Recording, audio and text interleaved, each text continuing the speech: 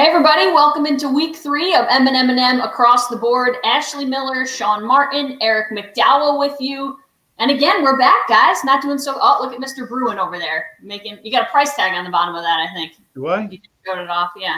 2011 Stanley Cup champions. Do not remove. Good. Do not remove. All right, my bad. Don't remove it. In case you're with us for the first time, I'll give us quick introductions. Eric McDowell's worked in collegiate and professional athletics, communications, including NCAA schools, divisions, all 3 levels, 1 through 2, and in the NBA. Sean Martin is a freelance sports writer for the Times-Union in Albany, New York. He's also the author of Dear Liam and Noah, Letters from Daddy, which can be found on Amazon. I'm Ashley Miller, News Channel 13, WNYT, the NBC affiliate, sports anchor, reporter, producer, videographer, whatever you want to call it. We have to do it all these days, right, guys? Absolutely. You know how that works. You're a versatile utility infielder, outfielder, pitcher, catcher. Perfect. I like versatile. Versatile is a good word. If you're joining us for the first time, or if you want to find us later on, we are on Apple, Spotify, and YouTube. You can follow us on Twitter, m&m&atb1. Guys, this week we're going to go across the board. NFL, rookie QBs, busts, booms. Are they going to make it? Who will be the best? Who will be the worst? We'll get into that. Diana Taurasi and Sue Bird, their legacies. We'll go in a bunch of different directions there.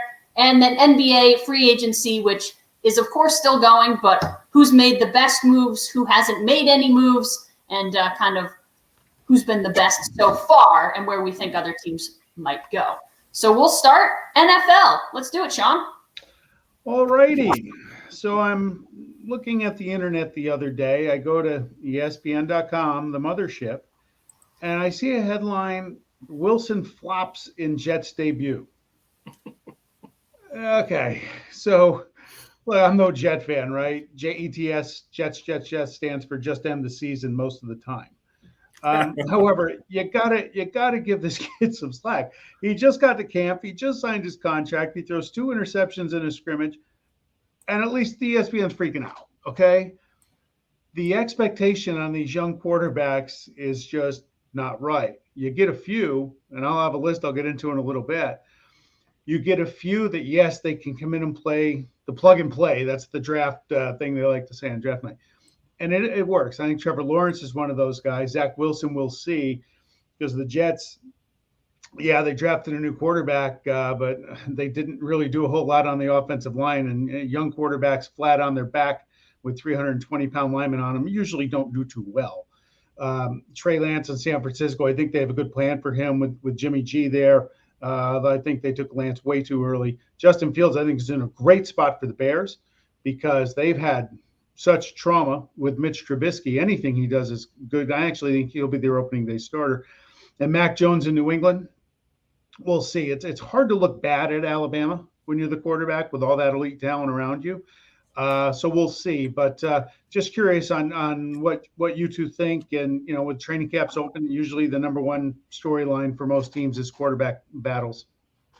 Well, I think it's very important to groom them. And let's be honest. Let's go back to Peyton and Troy Aikman. The people that come in, these high big star quarterbacks, are not walking into chicken salad, okay? Well, they wouldn't have been picked so high. They got picked high because it was a lousy team to pick them. So I'm the type of guy, I'm not saying you sit 5-6 years like an Aaron Rodgers, but the guys have got to be groomed, number one. Number two is you don't want to be Alex Smith, and this isn't against him, but I think his first 7 years, he had 7 different offensive coordinators. So it'd be like Ashley having 7 different news directors to have to report to.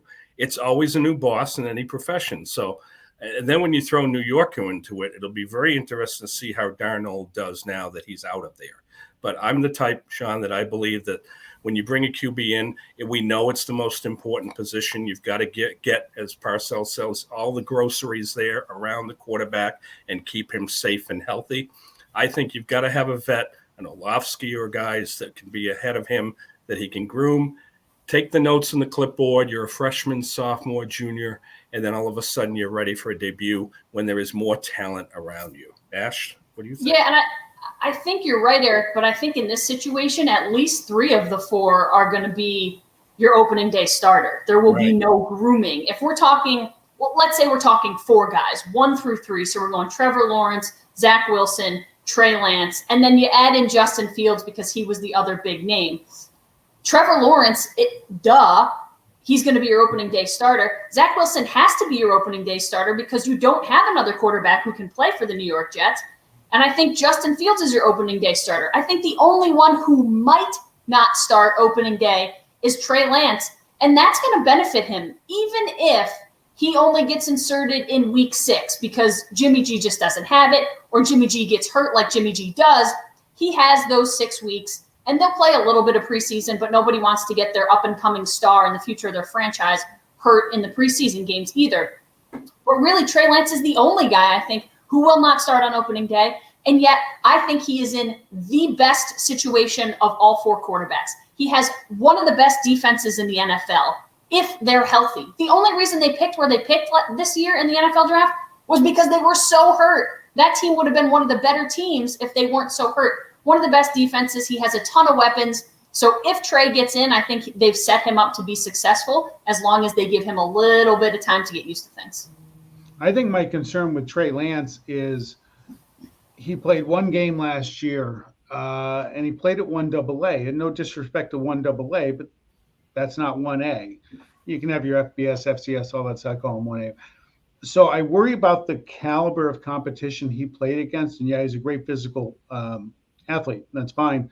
I think that's going to be a very hard transition for him, which is why it's better that he's in the spot he's in, because you talk about, especially with young quarterbacks, the game moves really fast when you move up. So for Lance, it might be even quicker because he didn't even see that on the collegiate level. We'll see how he does, but he's going to have the most time for sure. The Niners get it. John Lynch just got in the Hall of Fame. They understand. They don't expect him to come in and fix this in a year. And again, this is a team just a year removed from the Super Bowl too. So he's in the best spot. I think Mac Jones, I think Belichick will end up with Cam Newton as a starter, take a little pressure off the rookie. If it goes sideways on you a little bit, the first, we said 6 weeks, and that sounds about right. Maybe you see him move there. But the other 3, I think, are the opening day starters for sure. Mac Jones has the same coach, basically, as he had in college. Those two are exactly the same. And I was thrilled as a Pats fan that they took him, because those two are both legendary, possibly the best, I know Bear Bryant, but possibly the best college coach ever, and possibly in Saban and the best in Belichick. So he goes into a system in a high-pressured market with still only a year away from TB, and TB wins again. But I don't think he feels the pressure because he's got the same exact system, and McDaniel's the same type of offensive coordinator. And Ashley, to your point, Trevor Lawrence, from everything I've seen, he has a very special makeup, and that's very important. It's not just the talent, and he is stepping in as the guy. As you've said, this is somebody that it's your job, and we expect you to do some things. I don't think those fans expect the title. They just like to see 8, 9, 10 wins, just get there. But it will be fun to watch him and just the talent and how well he did in college, and how he will adjust, not only him, but how defenses will adjust to him. It's always about the QB making an adjustment. Well, there's an adjustment on the other side. Can't wait to see him at this level. Yeah, and like we said, there's too much pressure on rookie quarterbacks. There are going to be growing pains, and he's not in a good situation in Jacksonville. No. He got picked number 1 because they were bad, and they drafted okay. They've made some additions, but it's not a good team. And yet Urban Meyer is there saying, this is not a rebuild. I don't want 3 or 4 years. I want to win now. Well, if you're going to win now, then Trevor Lawrence better be pretty darn good in his first year, because you're not going to win with Gardner Minshew, and you're not going to win with a bumbling rookie year, Trevor. Like, if Trevor Lawrence has the rookie year that Peyton Manning had, that team's not going to win. And look what we're talking about. Peyton Manning just went into the Hall of Fame, and yet he had a terrible rookie year. It happens. These guys, it's not just a thing that happens overnight. The thing I found interesting, Trevor Lawrence, of course, and this is the case for all quarterbacks. I don't know why they use this stat. He's great when the pocket is clean. No pressure. Well, listen, I think we all think like, well, duh, I could do that. 68 touchdowns to 13 interceptions, which still isn't great when you're clean, since 2018. When he's under pressure, the thing they did so well at Clemson was like dink and dunk, screen passes, because you have a guy like Travis Etienne. Well, guess what? They drafted Travis Etienne 25th overall in the first round. So I think that is a huge factor in how well he'll just kind of acclimate. Not only is he comfortable with Etienne, but it's going to allow the short game to develop. And if they can run the ball, which they should be able to do that as well, maybe he's a little more comfortable and doesn't get put under duress quite as much. That could lead to his success early on.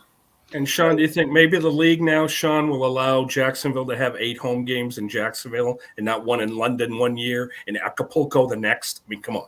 No, I think Mr. Khan wants to play in London. They jacked around the Raider franchise for years, London, Mexico, all that stuff. Yeah, that's a whole nother topic. I was never a fan of it, having my team always over there and you lose a game. I took a look the last 7 years before this draft class. Took a look the last 7 years, 2014 through 2020, 22 first-round quarterbacks. Here's a quick read. You're talking about these quarterbacks and a lot of the hype, but they don't all pan out. When Jamarcus Russell got picked over Calvin Johnson, all I heard that day was what upside Jamarcus Russell had, and this is going to change the rate. Yeah, it changed it. It was hell. Yeah. And the big thing on him was, well, he could throw a football 75 yards while standing on one knee. Okay. Well, show me any moment in the NFL, college, you don't have to do it. That a quarterback dropped to a knee and needed to throw a ball 75 yards. That's insane. Anyway, the last 7 years, here's the quarterbacks that I would say were hits. Justin Herbert last year for the Chargers. There's 7 season ticket holder fans would probably be ecstatic over him. Kyler Murray, Baker Mayfield with Cleveland last year was great. Josh Allen's a stud. Lamar Jackson's been great for Baltimore. Pat Mahomes, Chiefs. And Deshaun Watson, he's got some personal things going on there, but he can play. And the jury's still out on this group, 7 of them. Joe Burrows got injured last year. You can't really tell. Tua Tagovailoa, struggled early pains. We'll see how he does. Jordan Love, I personally think if Jordan Love was really the deal Green Bay thought he was, Aaron Rodgers would be playing in Denver right now. Listen, he was the MVP. I don't care how good Jordan Love is. You can't get better than the MVP. Maybe that just highlights what a horrific pick that was. Daniel Jones for the Giants. Again, not sure. Sam Darnold, we'll find out. Okay, I thought Sam Darnold was the best quarterback coming out of the year he came out. But New York, after what he went through, not sure. Jared Goff took his team to the Super Bowl. The defense got him there, but Goff is the QB. We'll see how he does in Detroit. Carson Wentz has been banged up and injured. Again, we don't know. But here's the bust. Dwayne Haskins. That was a horrific pick when it happened. Mitch Trubisky got picked over Pat Mahomes. Okay, that's enough said. And in Chicago. What a great combo that is. Huh? Yeah, right. Paxton Lynch, another error by John Elway, who's not very good at his craft. Jameis Winston. Bust. Marcus Mariota, a backup in Vegas. Didn't make it with Tennessee. Blake Bortles. Johnny Manziel. And last, to make it 8, would be Teddy Bridgewater. Doesn't really belong in the not sure. Yeah, no, I wouldn't call him a bust. Yeah, but he's been in the league. He was picked late in the first round, but he's been in the league for a long time. He was on a Tarkenton-like path. I really believe that in Minnesota, and then he had a gruesome injury. Yeah, and then after that, by the time he came back, he was Wally Pipp. His job was gone. I've always been a fan of him, and if he's good, he was still okay with the Saints. My list. He's on the bust list. Sorry. Okay. No, I like this. I like this list, and I even think Bridgewater for me, I would elevate. And even Marcus Mariota, I understand, we're coming from where expectations are to what they did. He's been an okay quarterback, and I think, listen, he's a career backup, but I will take that guy as one of the better backups in the league. You know what I mean? You have to have a good backup. Yeah, Teddy Bridgewater, same thing. I think that's a backup. And for the QB, Sean, you mentioned I keep saying Tagali. You know who I'm talking about. Tua. In Miami. You got to have patience. Miami never seems to have patience. Stop chasing New England and build it for you. They had that 1 year where they got in. But if you don't have patience with the kid, like a Ryan Tannehill, look what he'll do elsewhere. Yeah. I think Tannehill should have stayed in Miami, and they should have been more patient. So they got to be patient with that kid. And they've got a coach that Flores, who is, I think, a great coach for Miami, to stop looking at the apple, stop looking at the history, and just focus like most football coaches do when they wake up in the morning that day. Yeah, and I'm still not sold, even on a guy when you say to me Ryan Tannehill, I'm not going to say he's a top 10 quarterback in the league. But he's But effective. the Titans have done what they needed to do, and they built their team around him and played to his strengths. Like when you have the best running back in the league for however long in Derrick Henry, of course that team is going to win. And then your quarterback doesn't have to do that much. You take the pressure off of him and you allow them to succeed, that person to succeed. Not enough teams do that. You don't need Peyton Manning as your quarterback to win a Super Bowl if you can give that person, that quarterback, parts that work well together. Yeah, you're right. It goes back to the original argument. You talk about expectations. Mariota, I like Mariota as the Raider backup, but he was the number 2 that year. And I think that's what mistakes NFL owners make is just because the guy might be the second best or the third best quarterback in a class doesn't mean you should pick him in the third pick. You trade down. I mean, that's, again, you talk about some of these picks are way too high. Look at this year, the run on quarterbacks. Trade down. That's what the Jets should have done. Traded down today. But again, just because Zach Wilson might become a great quarterback, and everybody got wowed by his pro day workout. Well, he's not wearing a helmet, no pads. Yeah, he's going to look good. He's on his own field throwing his own people. No one's chasing after him. So I think that's why I think some of these guys, they miss on this stuff. And but again, the expectations are too high. You got to give these guys a chance to grow. And if they can, great. And if they can't, oh, well, you got to look again in 3 or 4 years. It takes one bad hit. See Drew Bledsoe, see Joe Theismann, and you can't have a guy just throw down the clipboard that hasn't thrown an NFL pass in 5 years. I think that's ridiculous. You don't have a backup catcher, for example, or you don't have a goalie in hockey that hasn't made 10 saves in 3 months. You've got to have a veteran quarterback who is a team player, who helps the young person, he mentors him, who is on the same page and not playing any clubhouse or any of that issue, that politics. And there are guys that make careers of that. I think Jets just signed a guy who's like with 14 NFL teams, but he's making money for a reason because he is valuable. And if something does happen to a Theismann or the starting QB's right knee winds up in Section 8, you need a guy to be able to come in and get it done. Yeah, I think what Sean said is like overreach. People, it's a classic move by organizations always overreaching for that quarterback position because it's the most important position in sports and it's not even close. Like what it takes to be an NFL quarterback. And I always think like athletically is one thing, but when you look at an NFL playbook, I think people would just be floored by what it takes to mentally be an NFL quarterback. The San Francisco 49ers overreached, and they didn't have to. I mean, I guess if you really like Trey Lance, fine. The guy had, you said it, 1 college start last year, 17 college starts total, which means I guess he's lightly worn. So physically, you hope that's a good thing. But they traded 2 first-round picks to go up and get him at number 3. That's crazy. And I know they have picks, but that's crazy. Quarterbacks need reps. NFL quarterbacks need to have reps in them. There's no substitute for experience. Okay, I'll say that a million times for the rest of my life. It's a tagline for my business. Yeah, I was going to say you copyrighted that. I think I did. You have to have reps. You look at the history of quarterbacks. I think it's changing now because more quarterbacks are coming out early. But the history of quarterbacks coming out early and not playing 4 years, you don't see a lot of success there. Again, the game's changing. You see a lot of offensive philosophies in the NFL picking up NCAA features and looks, and that's kind of helping the transition, but you need reps, and Lance doesn't have it. So again, hopefully they give him some time and you can find out what you have there.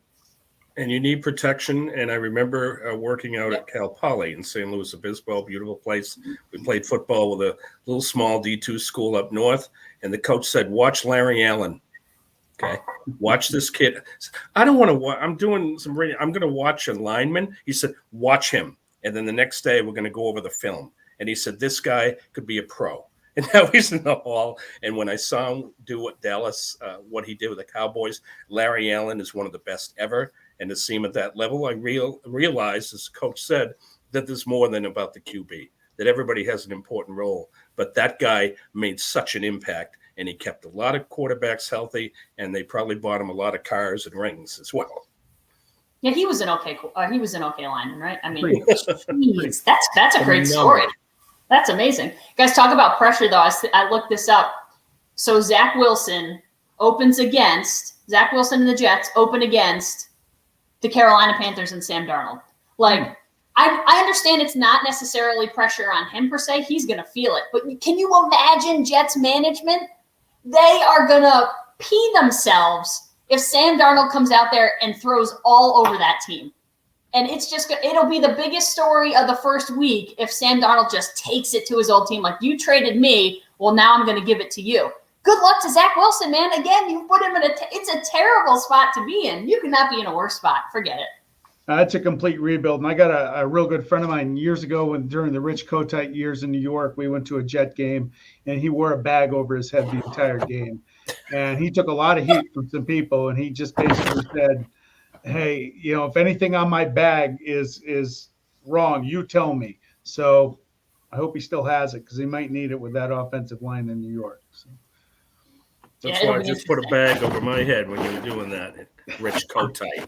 I love when you say, the jury's still out. And listen, you listed 7 quarterbacks that the jury's still out on for whether it's injury reasons or they've only had a year or it's a rebuild, whatever.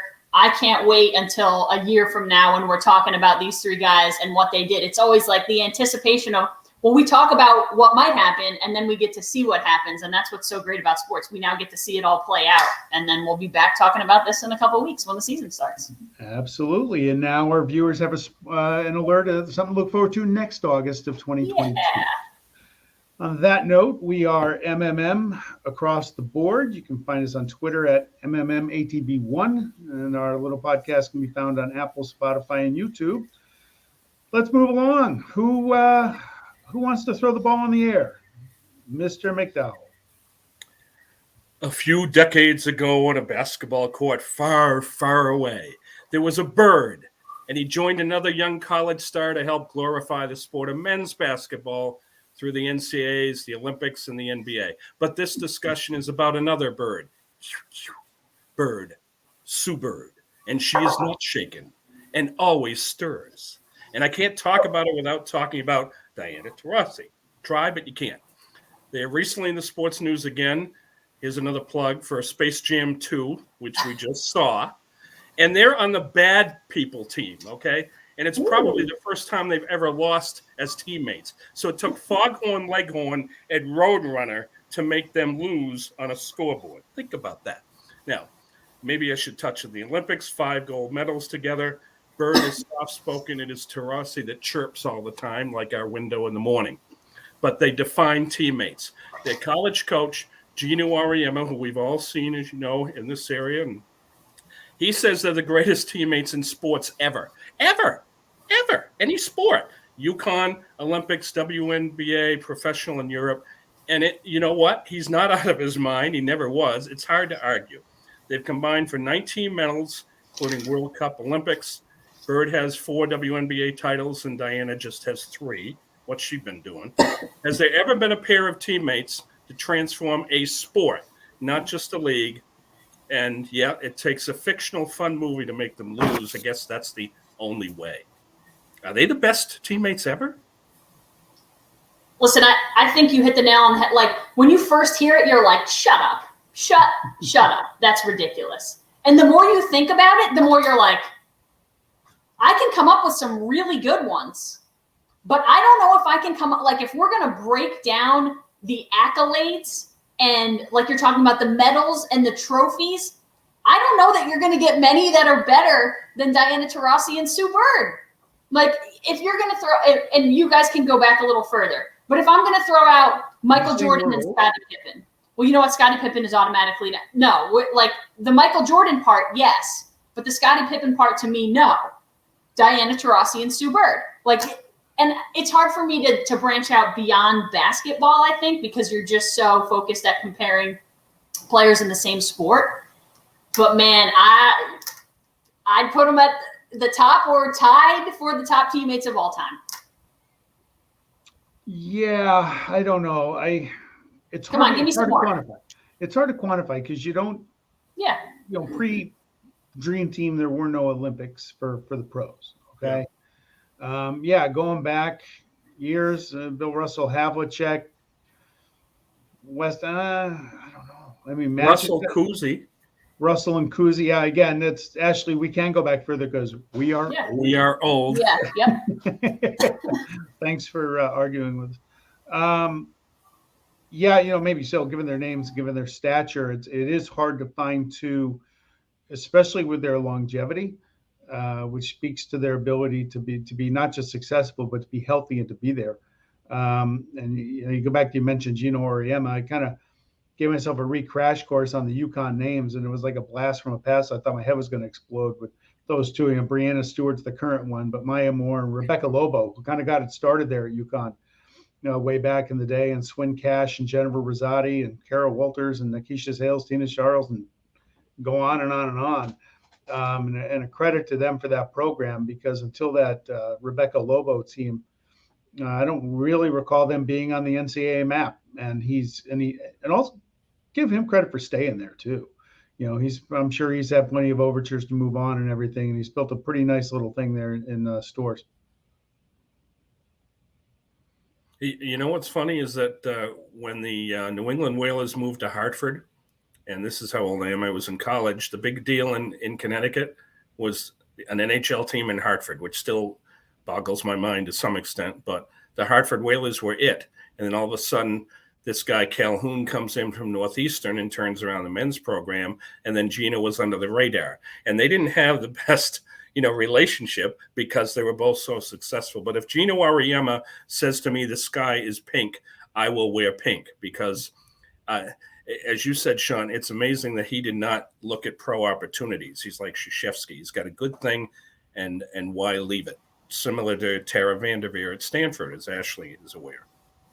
Yeah, and Sean, I think you said the word that best describes why maybe they would be at the top of the mountain is longevity and just success through all levels. Like, we talk about Olympic success, but then we talk about professional success at the WNBA. Then we talk about college success, and these are two of the best high school basketball players on the planet. So, the success has run long, but Sue Bird is 40 years old. Diana Taurasi is 39.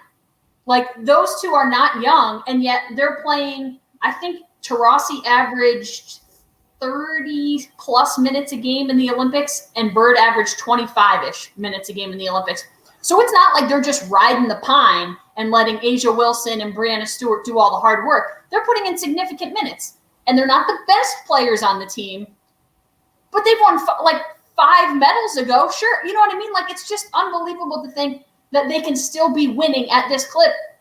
And they're planning to go back and play in the WNBA again. As far as I know, Sue Bird said, yep, going back to Seattle, going to play my 19th season or something ridiculous. Like, Taurasi won 3 straight championships at UConn.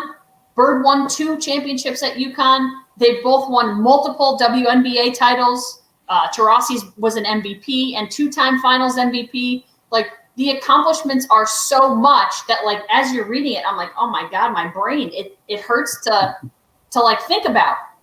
And I thought to myself the other day, like, oh, this is their last Olympics. And they've sort of hinted at it, but this is why they're great. They've sort of hinted at it. But then I thought, well, you know what? The Olympics isn't 4 years away. It's only 3 years away. So now you're talking, okay, 43 and 42. Is it possible? Yeah, sure is possible. Maybe they're only playing 15 minutes a game or 10 minutes a game, but it's certainly possible. And this is a quote from the New York Times. I saw in the New York Times article. So I think Sue Bird was pretty quick to poo-poo the idea of her going to Paris. Diana Taurasi. I love Paris. Beautiful buildings, great fashion. Weather sucks, but oh well. Sue's going to be my +1. Like, they're awesome. So not only are they great, they're great players and they're great teammates, but they'll tell you they're best friends. And that to me is like, do Michael Jordan and Scottie Pippen still get along? You know what I mean? Like, there's so much to be said, and I understand they went to college together, so that just makes things a little bit different. But the relationship transcends the basketball court, and then it just makes the on the basketball court stuff better. One scores a lot of points, the other feeds the one who scores a lot of points. The other part about it is that, given their age and their longevity and presence in the sport, they were part of the WNBA building from the ground up. Yes. and as a sport, women's basketball has just exploded, and they were part of that. And how many little girls watched them play way back in the day that are now in the high school ranks and moving their way up? And part of it was the influence of these two, and plus the other pioneers of the sport. And we talked a little bit earlier off camera about, where women's tennis hasn't done that beyond Serena Williams and whatnot. And that's where women's basketball is still so dominant in this country, especially on the international level. And again, it goes back to the pioneers that have done it, that have inspired all these young, tremendous student athletes that are coming through the ranks. Isn't it amazing that we're talking and we're serious that these two play a women's professional team sport, and there are not that many women's professional team sports, and yet these two, in my mind, trump the others. Just going to take a peek. Hockey, I think of maybe Messier and Bossy. I don't think this, for what they did, but I don't consider that even close to this. Baseball, you think of Gehrig and Ruth. I'm sorry, that's another day. I don't see the friendship and the respect with each other from what we've read. And so if you go down the line and we think, we mentioned basketball with Cousy Russell, all that stuff, there's less women's professional sports. Soccer, it's hard to pick too. You got Mia Hamm, but there's less women's professional team sports that we can compare to the men, and yet these two trump any other sport that is a men's professional team sport. And I would hang my hat with that for whatever it's worth. I really believe that. And I think, again, another thing just to kind of add to this, Taurasi is the #1 pick in 2004. Sue Bird was the #1 pick in 2002. And they have played their entire WNBA careers for one team, one franchise. And listen, I know the WNBA is not the same. You're not chasing money. You're not chasing contracts. But that, to me, is freaking awesome. Like, Diana Taurasi is a rock star in Phoenix. Sue Bird, as well as Brianna Stewart, they're rock stars in Seattle, but they've made a home and adopted a city that's far away from, Connecticut, where they did their high school or their college years. And Diana's from California, so she's not all that far away from home in Phoenix, but Sue's from New York. She was the Gatorade Player of the Year in high school. So these are two women who have really latched onto their teams and their franchises and have done so much more. And not to mention, listen, both of them have been huge proponents of the LGBTQ movement and gay athletes coming out and making gay athletes feel better about coming out, because when you have two of the biggest stars in the WNBA who come out and say, hey, let's just make this a normal thing, well, that's huge from a social aspect, from helping the world, progress as a people. They're doing so much more beyond the sport of basketball. Yeah. Eric, did you mean Gretzky and Messier? You said Gretzky and Messier, yeah, but when I'm thinking of the Islanders, I was saying Bossy and Trottier? And Trottier, yeah. Okay. What you just talked about too, Ashley, is that how about the power couple here, Sean? Sue Bird and Megan Rapinoe. Is there ever been a power couple like that? Can you imagine? I mean, two of the greatest women's sports stars in our lifetime, and they're together, and it's fantastic. Absolutely. Yeah. Well, hey, thanks again for joining us here on m&m&M across the board. Find us on Twitter at m&m&ATB1, and we can be found on Apple, Spotify, and YouTube. It's been a busy week in the NBA with free agency and trades. Ashley, what's on your mind? Yeah, so guys, I think when things first started happening, we talked about the big three last week because it had just happened, so we kind of hashed that out a little bit. Everyone tries to go for the big three. And I think once the Lakers created their big three, once they added Russell Westbrook to then compete with the Brooklyn Nets big three of KD, Kyrie, and James Harden, then things started to happen. And it's so funny how NBA free agency, like a lot of other sports, is like a domino effect. And it becomes an arms race. And specifically, it became an arms race for what started as two teams. But I think there were enough teams that did enough to make things interesting. Ultimately, and I'll probably say this 1,000 times, it's going to come back to health. The health of NBA teams, we saw it. Brooklyn wasn't healthy and LA wasn't healthy. And guess what? They didn't get there. And that is why Milwaukee won an NBA championship. If those two teams are healthy, there is no team that will stop either in either of their conferences. I don't care about Giannis. Listen, the Bucks didn't do enough. I can get into that in a second. But I don't care about Giannis and the Bucks. There's no team that is going to stop Brooklyn, and no team, if healthy, that is going to stop LA unless Russell Westbrook stops LA. But the other thing that I had on my mind too is the Knicks, and I think it's so funny. Like, I was reacting to the Knicks signings immediately, thinking like, okay, and I thought, I get it. Evan Fournier is a good shooter. He gives you what you need in terms of a shooter. You got Julius Randle, but are you better? Like, are you better? That contract for Derrick Rose just seems so Knicks to me. It happened, and I looked at it, and I thought, oh, my God, they still haven't learned. This is the same team. They're going to run the same team back with Evan Fournier, and they're no better. The one time it changed was when they signed Kemba. Like, finally, it doesn't take them to the next echelon, but you can't get there without a big three. So they won't get there.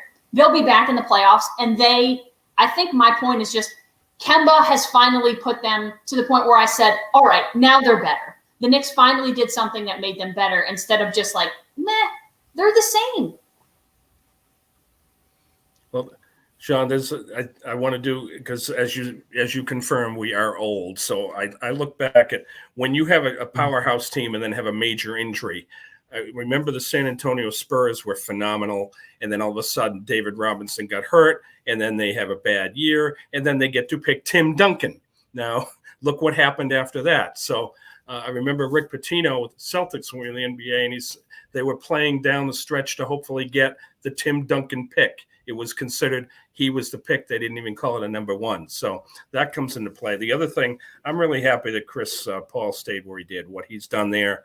And it's nice to see Phoenix cough up. He was 30 or 40 a year for about a 4-year deal. So occasionally it's nice to see a free agent actually stay and not have to head to the big markets. Sean? Yeah, I thought Kemba Walker's been the best move. Kyle Lowry to Miami's good. Again, Chris Paul, Phoenix, good for them. The Westbrook, it's a win for him. He gets out of Washington. Sorry. Gets to go to LA and play. It'll be interesting to watch them, how they're going to budget their caseload next year. You're going to see a lot of games off because there's a lot of mileage on those legs. My problem with Russell Westbrook is this. It looks awesome on tape, right? It's like when I take my boys to the store and they buy these big egg-shaped treasure things that they don't tell you what's in it. It looks great, right? It's heavy. It falls in, break a toe. And then you get home and daddy opens it up and I'm just like, what? There's nothing in here. That's Russell Westbrook, okay? Yeah. OKC, he ran with Durant. James Harden wasn't quite James Harden yet, but he was emerging. Didn't do anything. He goes to Houston, plays with Harden there. Didn't do anything. Had a nice little tandem with Bradley Beal this past year in Washington, but at the end of the day, results are all that matters. They're not there. He looks the part. I'm not saying it's all him, but hey, he's over 3 in his stops, and he hasn't gone over that clear that hurdle yet. We'll see how he fits. And again, we talked about it last week. There's only one basketball on the court, and how they're going to do with it be seen in LA. Yeah, and I looked at the rest of the signings so let's go Lakers Nets, and we'll kind of see who you guys think is better here. Obviously, with the big three in the Lakers, you add Carmelo, which I don't hate because I think he was very good this year. He shot his best three-point field goal percentage in his career in Portland, They need shooting because they need to space the floor. Not that anyone's going to look away from LeBron or AD, but they need somebody who can shoot the ball, and he can come off the bench and do that. They had Dwight Howard, which he's been there before. It's whatever. Malik Monk, I think, is an underrated signing for them. Kendrick Nunn, and then they lose Alex Caruso, KCP, and Kyle Kuzma. Other side, Nets, you got your big three. I think one of the biggest signings in free agency so far is Patty Mills to Brooklyn because he is so good and he's so underrated. He can shoot the ball. He can be a backup to Kyrie. So who do you like of those two teams as is right now, if nobody does anything else, which I'm not sure they have much room to do anything else? Who are you taking, Lakers or Nets? I'll take the Nets. I think Durant is going to come off this Olympic year, the playoff disappointment. Yeah, Kyrie got hurt. They probably would have won it. I think you're going to see a focused Durant. He's got a full year in him now, coming off that Achilles injury. Yeah, I think they're the team. I think the Lakers are old, and that's going to come to play unless those guys play 60 games. Now, the beauty the Lakers have is they don't care about playoff seed. Right? Just get in. Doesn't matter. You don't have to have home court. They can win anywhere. I like New Jersey, New York, whatever, Brooklyn, whatever. The Nets. I like Same thing. Same thing. Any team with LeBron, I'm sorry. I think the West is not what it used to be. I know Phoenix has done well. I know the Warriors had the great run and they're coming back. But I think Anthony will be a great addition for them. And I really believe LeBron still has a lot left in the tank. But I agree on Durant. I think he has taken it to another level. He still had the chip on the shoulder when he left the Warriors and went to the Nets. And the Nets did underachieve. But again, as you know, I'm not a fan of the third boy that they brought in there, the guy that throws a mess and everything. We're not going to mention the former Celtic Cavalier, but Durant right now is at that level. But I still like the Lakers. I just think as long as LeBron continues to play, he is still at this age 70% better than virtually anybody else in the league. Yeah, I think I would go hard. I love LeBron, and I know there are people who, don't like the moves he's made in the past, whatever. I think he's one of the greatest players of all time, and I don't think there are many people who would dispute that. He's just kind of a freak of nature, and I love that about him. He can do pretty much anything. But my head says to take the Nets because of Kevin Durant, and he's just a little bit younger, and, I think they have younger pieces, and that's the thing. Like you said it, the Lakers are old. The Nets are not young, but they're much younger than the Lakers are. So I think I would take the Nets. I had two moves that I really loved, and you mentioned one of them, Sean, was Lowry to the Heat. I think the Heat have gotten so much better. I mean, Lowry to the Heat, yes, but then you extend Jimmy Butler.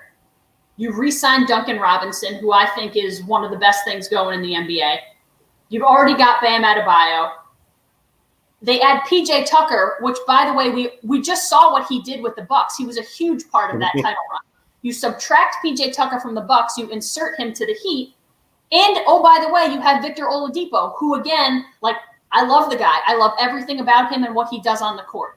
I think the Heat are a legit contender because 1 through 5, I think they're better in the East. 1 through 5, I think they're maybe the best team, and I'm not saying their 1 through 3 are better than Brooklyn's 1 through 3, but 1 through 5, they are a team, and I can't wait to see them play. Yeah, two things. Also, look at Chicago, DeMar DeRozan and Lonzo Ball. That's a good start for them. The people I kind of feel bad for right now. Poor Luka down in Dallas. Luka just got paid, but not a lot coming along with it. And poor Dennis Schroeder in LA turned down an $84 million guaranteed contract with the Lakers during the season, and he isn't getting that anytime soon from anybody. He had a bad playoff run, and that ship has sailed on him. So we'll see what ends up with him. Yeah, at first I thought the Bulls signings, again, it was almost like the Knicks to me. At first I was like, yeah, you know what? To me, Alex Caruso, that's a terrible contract, and that will probably blow up in their face. But you've already got Zach LaVine. Vucevic is a good player. I think Markkanen has the potential to be really good. Lonzo Ball, I mean, I like LaMelo a lot better, and I think probably most people do, but Lonzo Ball's not a bad player. But the addition of DeRozan to me kind of helps tip them over the top a little bit. I'm not saying they're going to be, for me, maybe they're the 4th or 5th best team in the East, 6th best team in the East, but still, they're a heck of a lot better than they were last year. So I love the DeRozan signing as well. Ashley, I agree with you in Miami. They had a great run, making the finals. And I think Kyle Lowry, he's going to step in at point guard and keep that old theme going. I think he's like mid-30s. He gets a 3-year deal. It's okay to be 35 and get a nice contract. But I think the Heat will definitely step it back up. And I think that's a good move for them. And I think Go ahead, Sean. Go ahead. No, go ahead, Ash. We talked about the Bucks a little bit, but for me, they haven't done anything to get better. They haven't done anything to keep up with the Joneses per se. Like, you lost PJ Tucker, which was a key piece to you, but don't tell me that adding George Hill, Rodney Hood, and Grayson Allen makes you better. That doesn't make you better. I don't think that's a good team. And I think Giannis and Middleton are a good 1-2, but they're not a good enough 1-2. So I don't think they've gotten better. The Suns, fine. You bring Paul back and you bring in JaVale McGee and Landry Shamet, who Landry Shamet can shoot, but are you better? Are you going to beat the Lakers if they're healthy? Probably not. And I really want the Jazz to be good. It was good that they brought Mike Conley back. Donovan Mitchell is a star. I'm waiting for them to just get over the hump instead of be disappointed in the playoffs. I hope that happens this year. I hope they win a playoff series. I hope they advance, because they were so much fun to watch in the bubble. But that's a team that I kind of hope goes. And then the Warriors, if the Warriors are good, I can see them being I would put them right behind the Suns. If they're healthy, if you get a healthy Klay Thompson back, they've drafted really well. And I think that's super underrated, especially in the NBA. Everyone wants to grab free agents and sign big contracts, but they've drafted really well. And they've got, you talk about it, their big three, Steph Curry, Klay Thompson, and Draymond. That's a good big three because they're not even big. They're small, you know what I mean? Draymond's your defensive guy. But they've got big guys. James, and they drafted big guys this year too. They've got some pieces, and if they're healthy, I wouldn't be surprised if we went from talking about them to being terrible last year to them being hey, the Warriors are back. That wouldn't shock me. Did you just diss Grayson Allen? Nobody, and I mean nobody in the history of the game has tripped opponents in open court as well and effectively as he does. That's his game. That's his jam. Forget the basketball skills. What's Zion Williamson thinking in New Orleans? He didn't want to go there. You could tell that during the lottery a few years ago. So they've just divested themselves of talent. He's got to be looking at when can he get out of there. What's his exit strategy? And Ashley, don't forget they brought some of the old gang back. They got Andre Iguodala back, who was a very key player for their Warriors run, and he's back. And what a great addition! Again, if healthy. Golden State fell off the map because of injuries, but Otto Porter Jr., who was in my nightmares as a fan of Syracuse. That guy used to torture us. But Otto Porter Jr. is a good player. They've done all the right things, I think, without making this huge splash. Right. All right. Hey, m&m across the board on Twitter at m&m&ATB1, Apple, Spotify, YouTube. We have come to my favorite part of our board segments. Who's got a vent this week? Anybody need to vent on something? Who's batting leadoff? Why don't you go lead off? What's up with that hat? This week, Field of Dreams. God, I love James Earl Jones' voice. Perfect hat for the Field of Dreams. This Thursday, Major League Baseball, which has played regular season games in London, Puerto Rico, Mexico, even Williamsport, heads to Dyersville, Iowa. It's the Field of Dreams game, and it's fittingly that the White Sox are playing the Yankees. Okay, I get it. All right. But Joe Jackson was a star of the infamous 1919 White Sox, the team that fixed the World Series, the Black Sox as they are still known.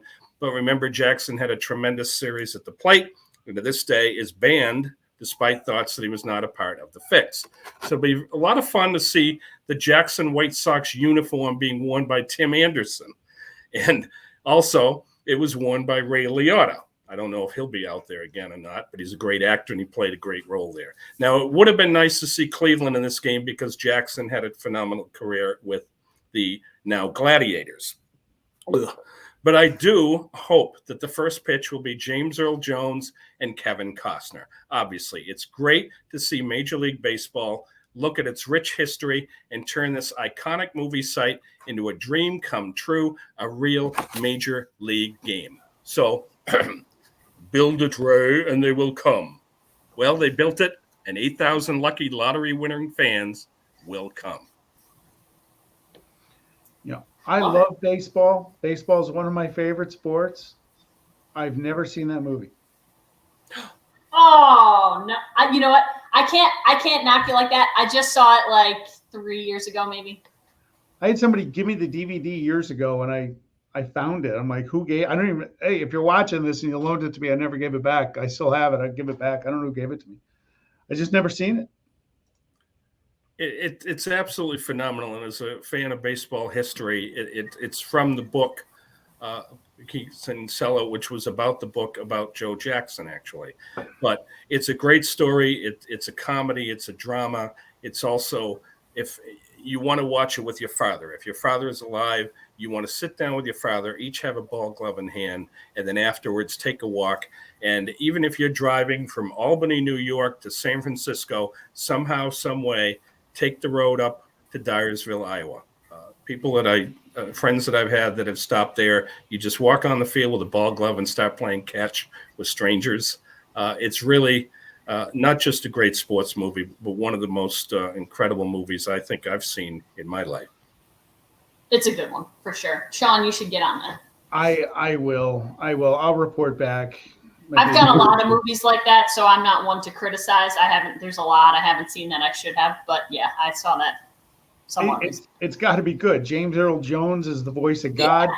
You got Tin Cup McAvoy and Crash Davis. How could you miss? Yeah, it's a good one. You want me to go next? Go for it.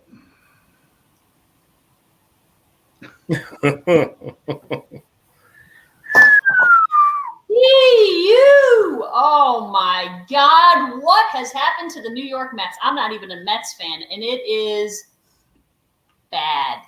It's bad. I'm going to give some props to Eric McDowell, who named the Braves as his #1 move before the trade deadline. You said they got better. You thought they did the most to get better. And it's kind of shaken out a little bit. They've won 5 of their last 6. The Phillies, who now lead the division because they jumped the New York Mets entirely, because the Mets are in a freaking free fall. They can't win a game. They've lost 9 of their last 11 games. They can't do anything right. Meanwhile, the Phillies have only won 8 straight. Like, everything is going wrong for the New York Mets, and they better figure it out quick. But the problem is Francisco Lindor is still out. Javi Baez is now hurt, and he's out. So how are you going to win games when your biggest stars are on the bench? Jacob deGrom is still out. Noah Syndergaard still has not played. These guys, they have a good enough team to win. It's not about that. But their 4 biggest stars, arguably, are not playing for them right now. Meanwhile, other teams are whoop, whoop, whoop, whoop, whoop. They're climbing up the ladder, and pretty soon it's going to be too late, because now we're in August, and you get 3 weeks from now, and you're 5 games back or 6 games, and then you're toast. So they better figure it out quick, because the Yanks are going one way, the Mets are going the other way, and everybody else in the Mets division is going the other way too, up. Yeah, someone's got to send down a fleet of parachutes down to New York for that group for sure. Well, remember, they were hurt for a long time, and I think we said on this just a few weeks ago, the Mets were a great story, but the National League East actually reminds me of a cross-country race. Where everybody's just running together, looking at each other, yeah, whatever. And then all of a sudden there's now it's August. There's the finish line, and somebody's going to take charge. And the Phillies blew them out at home. And then the Mets have the DeGrom, 1 minute to hang there. There's always something about DeGrom. So the clubhouse, it's sad. The same thing's happening in Boston. They've both been 2 very good squads that are not having the best time to have a slump, but that NL East is going to be a lot of fun to watch, because you better win it, because you're not going to get a wild card, right? And how bad does it feel to see, if you're a Mets fan, to see Zach Wheeler come out and put together that performance? Like, he was on your team, and now he's throwing gems for the team that just jumped you for the NL East lead. Oh, that's got to suck. That's pretty bad. Sean, Matt Harvey's pitching great in Baltimore on top of it. I'll tell you what, Zach Wheeler's been a great story. He was a very good for Philly last year. He's going to be in the Cy Young discussion this year if he keeps it up and they can go win win that division. And yeah, that's another one that got away from New York for sure. Now, what do you got, Shawnee? Okay, sad news. World of college football. Rest in peace. Coach Bobby Bowden passed away. Very sad. Yeah, great coach. And what I enjoyed most about Bobby Bowden, look, the numbers don't lie. 377 wins.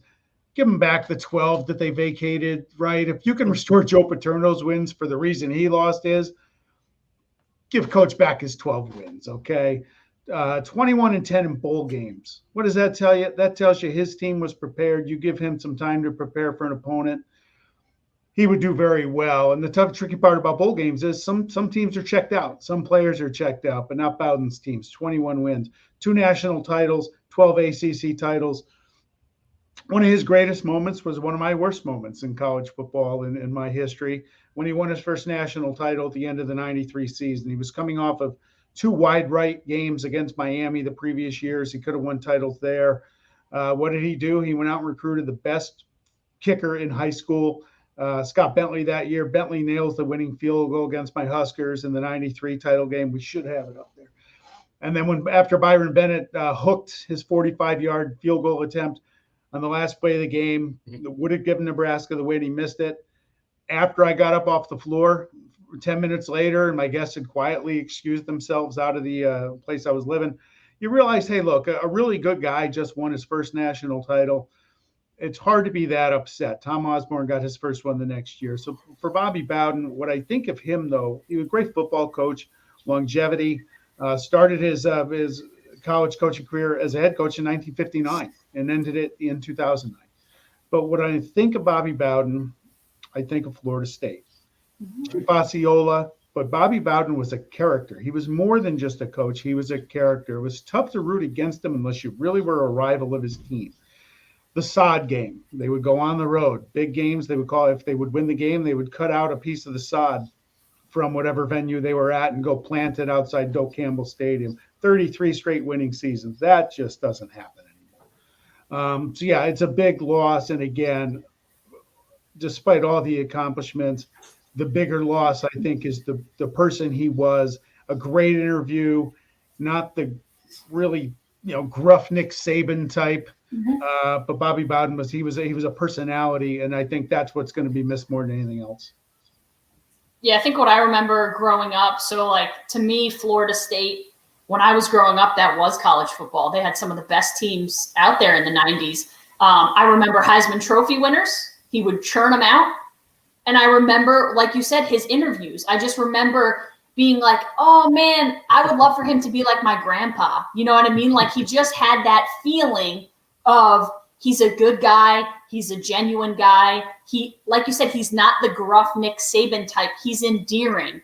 And I think what everyone says about him, and even Nick Saban would say this about him, is like, you loved the person he was. You felt good for him when he won because he was a genuinely good person. And not every coach is a genuinely good person.